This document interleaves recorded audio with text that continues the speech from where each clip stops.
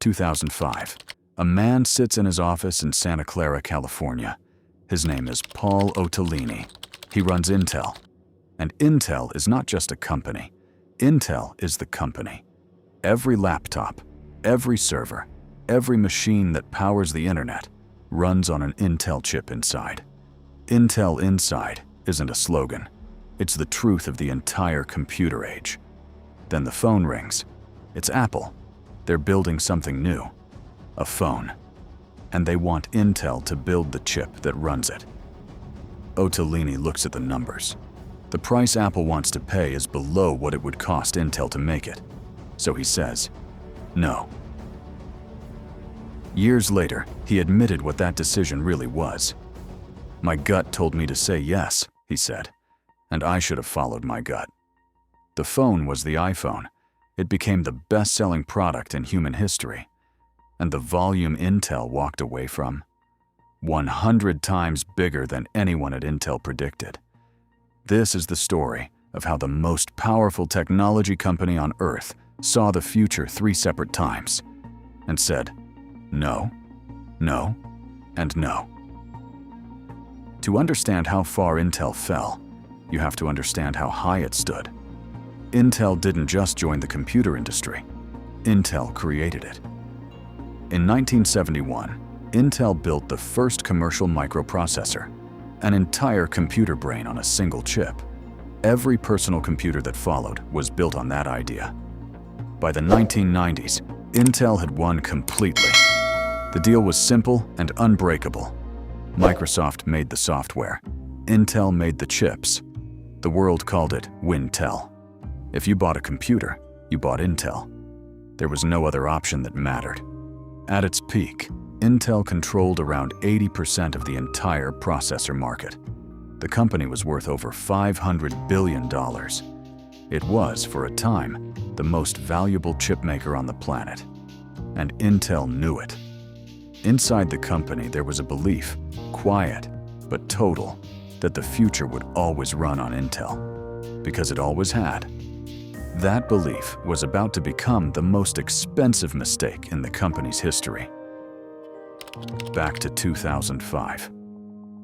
When Apple came to Intel, the smartphone didn't exist yet. Nobody knew what the iPhone would become. What Otellini saw was a chip Apple wanted at a price below Intel's cost. In his words, they wanted to pay a certain price, and not a nickel more. By the rules Intel lived by, it was a bad deal. Low margin, unproven product, easy to reject. So Intel said no, and Apple went to a different kind of chip, built on a design called ARM. Here's why that single decision mattered so much. It wasn't just one phone. It was the entire mobile era. Billions of phones, billions of tablets. The chips inside almost all of them, built on ARM, not Intel. Intel had a chance to own the device that would define the next 20 years, and it turned that chance down over a price negotiation. But here's the part most videos get wrong. This wasn't one bad call by one CEO. It was the first symptom of a disease that had already spread through the entire company. For decades, Intel was run by engineers: Andy Grove, Gordon Moore, Robert Noyce, people who understood the technology because they had built it. Their obsession was simple: build a better chip than anyone on Earth. The money would follow. And it did. For 30 years. But somewhere along the way, the power inside Intel shifted. The engineers stopped running the company. The finance people took over. In the book, Chip War, historian Chris Miller describes exactly what happened. Intel's leaders, he writes, became more focused on engineering the company's balance sheet than its transistors. Read that again. A company built on the best engineers in the world started caring more about its financial reports than its actual chips. Every decision now ran through one question: what does this do to our profit margin this quarter? The iPhone chip had a low margin, so the answer was no. A new factory was expensive, so it got delayed. A risky new technology might not pay off fast enough. so it got cut. Intel still had the best engineers in the industry. It just stopped letting them win the argument. And when a technology company stops betting on technology, the collapse is only a matter of time. The second no came with artificial intelligence. In the 2000s, a smaller company called Nvidia was building chips for a strange niche: video game graphics. Those same chips turned out to be perfect for training AI. Intel saw it coming. Intel even had chances to invest in the technology early, and Intel passed. AI chips were a side business. The real money was still in PCs and servers. By the time Intel understood its mistake, Nvidia owned the AI revolution. In a single quarter, Nvidia's data center division earned more than $20 billion. Intel's AI chips in the same period were expected to bring in around $500 million, 40 times smaller, from the company that used to define the industry. The third no was quieter, but maybe the most dangerous. For 50 years, Intel made its own chips in its own factories. In Taiwan, called TSMC, kept investing harder, faster, every single year. TSMC didn't design chips, it just manufactured them, better than anyone alive.